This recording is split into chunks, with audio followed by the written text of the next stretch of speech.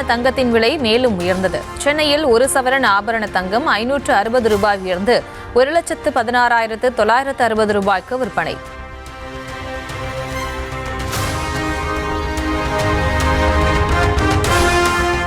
ஒரு கிராம் ஆபரண தங்கம் 70 ரூபாய் உயர்ந்து 14,620 ரூபாய்க்கு விற்பனை. தங்கம் விலை தொடர்ந்து உயர்வதால் நடுத்தர மக்கள் கவலை. தங்கத்தை தொடர்ந்து வெள்ளியின் விலையும் உயர்வு. 1 கிலோ வெள்ளி 10,000 ரூபாய் உயர்ந்து 3,55,000 ரூபாய்க்கு விற்பனை.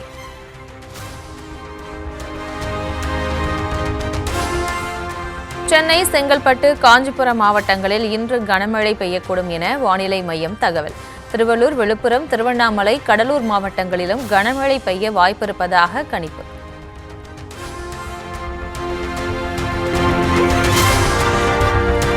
குடியரசு தின விழா கொண்டாட்டத்தை ஒட்டி சென்னையில் 5 அடுக்கு பாதுகாப்பு போடப்பட்டு 7,500 போலீசார் பாதுகாப்பு. ராஜ்பவன் முதல் மெரினா கடற்கரை வரையிலும் முதலமைச்சர் இல்லத்திலிருந்து மெரினா கடற்கரை வரையில் சிவப்பு மண்டலமாக அறிவிப்பு.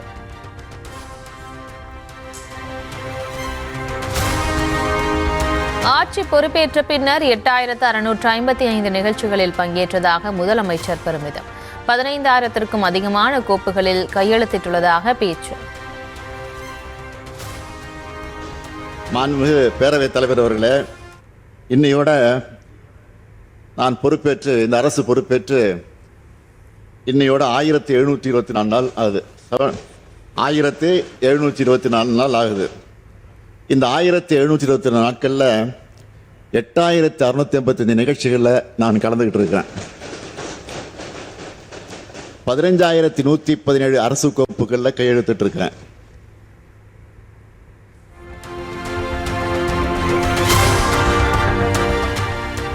அரசு தயாரித்த உரையை படிக்காத ஆளுநரின் செயல் மக்களாட்சிக்கு விடப்பட்ட சவால் என முதலமைச்சர் மு க ஸ்டாலின் காட்டம்.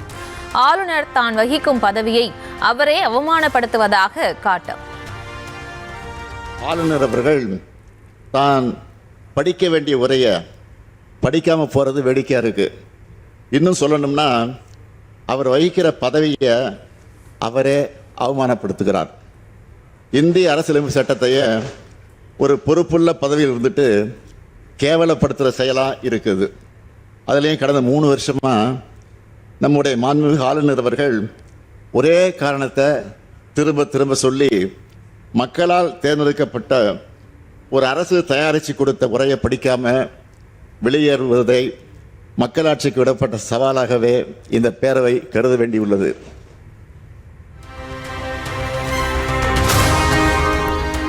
தேசபக்தி குறித்து எங்களுக்கு யாரும் பாடம் எடுக்க வேண்டாம் என முதலமைச்சர் மு க ஸ்டாலின் காட்டம். தேசபக்தி குறித்து பாடம் எடுக்கும் அளவிற்கு அவர்கள் தேசத்திற்காக போராடியவர்கள் அல்ல என்றும் விமர்சனம்.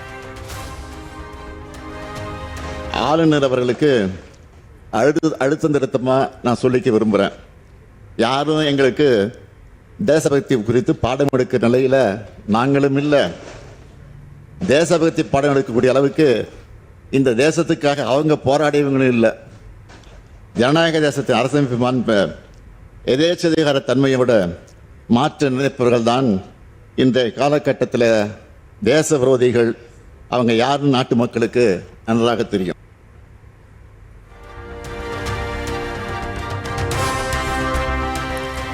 கலைஞர் கனவு இல்லம் திட்டத்தின் கீழ் 1 லட்சம் வீடுகள் புதிதாக கட்டப்படும் என முதலமைச்சர் அறிவிப்பு.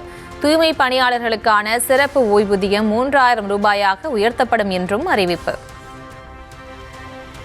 கலைஞரின் கனவு இல்ல திட்டத்தின் கீழ் ஏற்கனவே 2 லட்சம் வீடுகள் உருவாகி இருக்கக்கூடிய நிலையில் மேலும் புதிதாக 3,500 கோடி ரூபாய் மதிப்பீட்டில் 1 லட்சம் வீடுகள் கட்டப்படும்.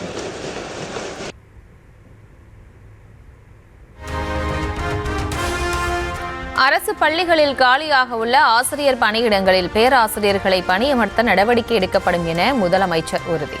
ஆசிரியர் பணியிடங்களுக்கான தகுதி தேர்வுகளில் பகுதி நேர ஆசிரியர்களுக்கு சிறப்பு மதிப்பெண் வழங்கப்படும் என்றும் அறிவிப்பு. அரசு பள்ளிகளில் காலியாக இருக்கக்கூடிய நிரந்தர ஆசிரியர் பணியிடங்களில் பகுதி நேர ஆசிரியர்கள் நியமனம் செய்யப்பட ஏதுவா இதற்கான தேர்வுகளில் பகுதி நேர ஆசிரியர்களின் பணிக்காலத்தை அடிப்படையாக கொண்டு அவங்களுக்கு சிறப்பு மதிப்பெண் அளிக்கப்படும். இதற்கான ஆணைகள் விரைவில் வெளியிடப்படும்.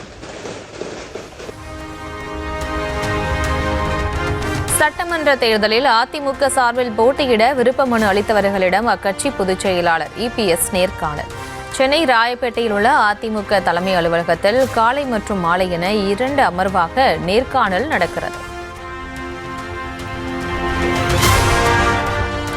ஜூலை மற்றும் டிசம்பர் மாதங்களில்தான் ஆசிரியர் தகுதி தேர்வு நடத்தப்படும் என வெளியாகியுள்ள அறிவிப்புக்கு பாமக தலைவர் அன்புமணி கண்டனம்.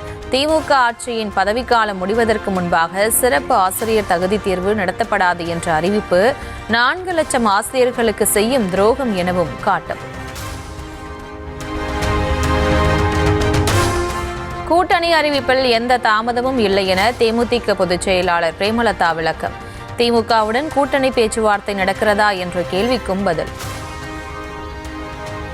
தாமதம் ஒண்ணுமே இல்லைங்க. எலெக்ஷன் டேட் அறிவிச்சிட்டாங்களா, யார் யார் எந்த தொகுதி அறிவிச்சிட்டாங்களா, வேட்பாளர் அறிவிச்சிட்டாங்களா, நிறைய டைம் இருக்கு. எல்லா பக்கமும் சொல்லிட்டு தாங்க இருக்காங்க.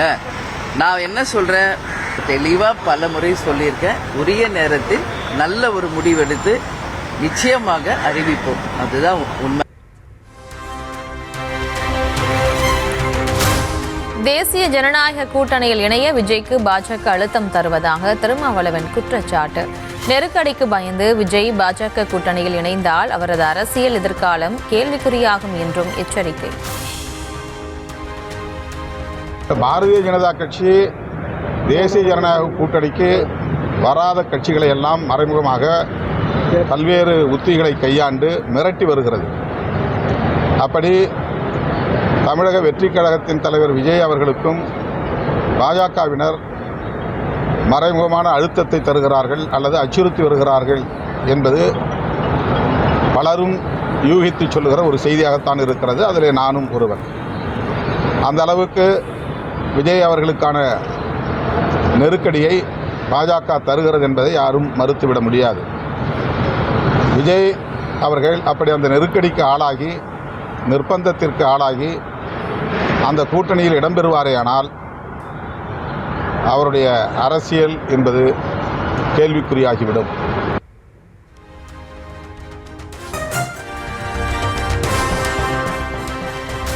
டாஸ்மாக் கடைகளில் மது பாட்டில்களை திரும்பப் பெறும் திட்டம் தமிழகம் முழுவதும் அமல்படுத்தப்படும் என உயர்நீதிமன்றத்தில் தமிழக அரசு உறுதி.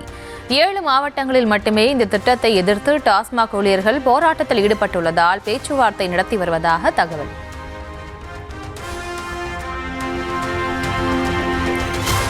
பண்டிகை காலங்களில் டாஸ்மாக் விற்பனையில் 1000 கோடி ரூபாய் அளவுக்கு அரசு சாதனை படைப்பதாக உயர்நீதிமன்றம் சாடல்.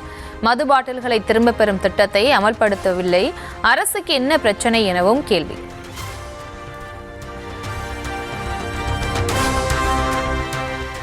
திமுகவிடம் இரட்டை இலக்கத்தில் தொகுதிகளை கேட்க மக்கள் நீதி மய்யம் தலைவர் கமலஹாசன் முடிவு என தகவல். தங்களது சின்னத்திலேயே போட்டியிடுவது தொடர்பாகவும் கட்சியின் நிர்வாகக் குழு மற்றும் செயற்குழுவில் ஆலோசனை.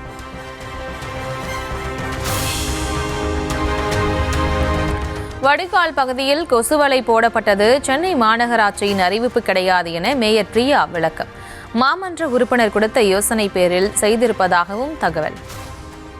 அது கொசுக்களுக்காக போடுறது கிடையாது. அது ஒரு கவுன்சிலர் ஒரு ரிக்வெஸ்ட் பண்ணதுனால இது மாநகராட்சியில் அறிவிப்பாவோ அனௌன்ஸ்மெண்ட்டாவோ போட்டது கிடையாது. ஒரு கவுன்சிலர் ஐடியா கொடுத்துருக்காங்க, அதை பேஸ் பண்ணி போட்டிருக்காங்க. மற்றபடி அவ்வளோ கான்ட்ரவர்சி ஆக்குற அளவுக்கு அது ஒரு விஷயம் இல்லை. நாமக்கல் மாவட்டம் திருச்செங்கோட்டில் தாவேக சார்பில் வைக்கப்பட்டிருந்த பேனர் நள்ளிரவில் அகற்றம். கட்சியின் கொள்கை பரப்பு பொதுச் செயலாளர் அருண்ராஜ் உள்ளிட்டவர்கள் திரண்டு வந்து தடுத்ததால் பரபரப்பு. வாழ்க்கை மாற்றம் தான் அது, புரியல?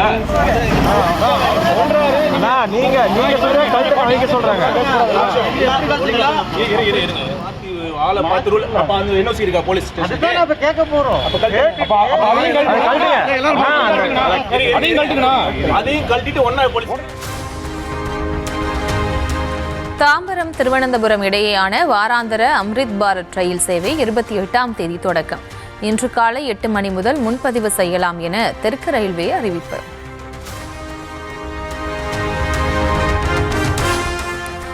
பெங்களூரு புறநகரில் 2350 கோடி ரூபாயில் கிரிக்கெட் மைதானத்தை அமைக்க கர்நாடக அரசு முடிவு.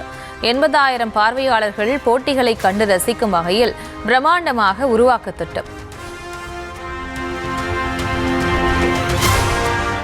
கர்நாடகாவில் பைக் டாக்ஸிக்கான தடையை நீக்கி சேவைக்கு அனுமதி அளித்தது உயர்நீதிமன்றம். ஓலா, ராபிடோ, ஊபர் நிறுவனங்களின் மேல்முறையீட்டு மனுக்கள் மீதான விசாரணையில் உத்தரவு.